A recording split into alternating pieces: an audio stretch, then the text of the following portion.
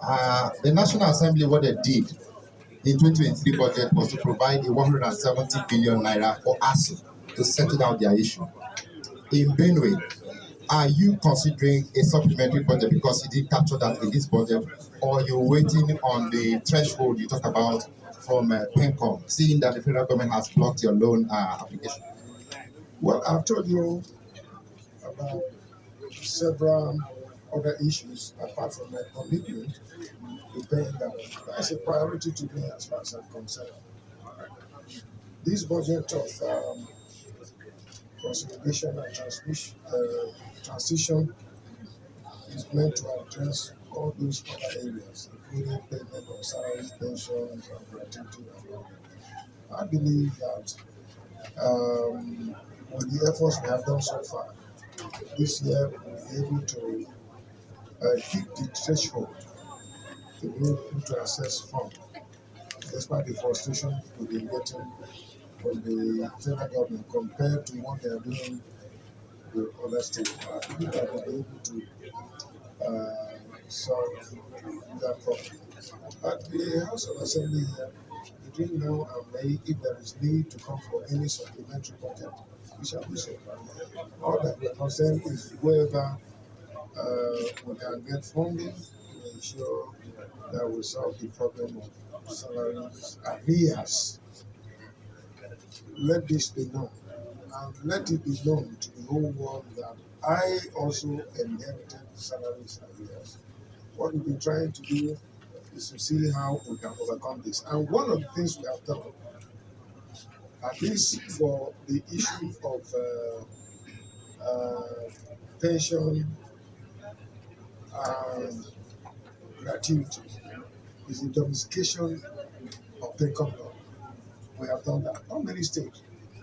Early this year, we are aware that 5 states were compliant to the PENCOM rule regulation, and Benue State was among the 5 states in Nigeria. We are 36 states. So this is a deliberate effort that this administration has done, and no administration has done this. If these were in place today, we will not be talking about gratuity and pension for our fathers and mothers who meritoriously worked and retired from the service.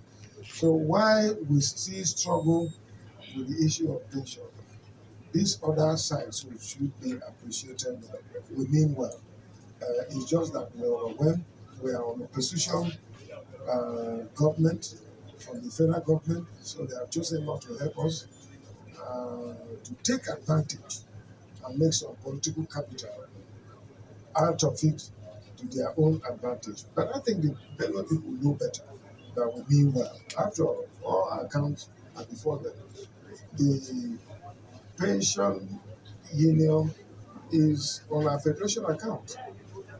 At all times, our accounts are free for anybody to look at it and appreciate them. So, by the grace of God, we shall overcome this. I believe that PENCOM will help us to overcome this challenge. Thank you. Excellency, sir, my question is, it was like a recurring issue in the budget. We talk about the IGR of the state. How good is the IGR of the state? And what are the issues with the IGR? I have addressed those issues adequately, that we're going to make sure we put in more effort. But you see, you're dealing with the people themselves. And for a state like Benue, that is agro-based, and most of the people are peasant farmers, it becomes a challenge when you have 2 million IDPs. And when there is persistent and constant attack on our farming community, it becomes a problem. So, but we're doing our best.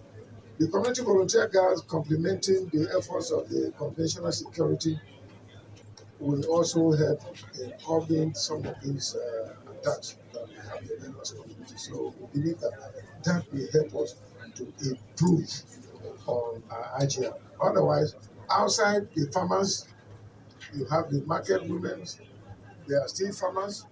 You have the civil servants that they pay their payee. Of course, every month salaries are paid, fees are deducted. And so we'll also look at other areas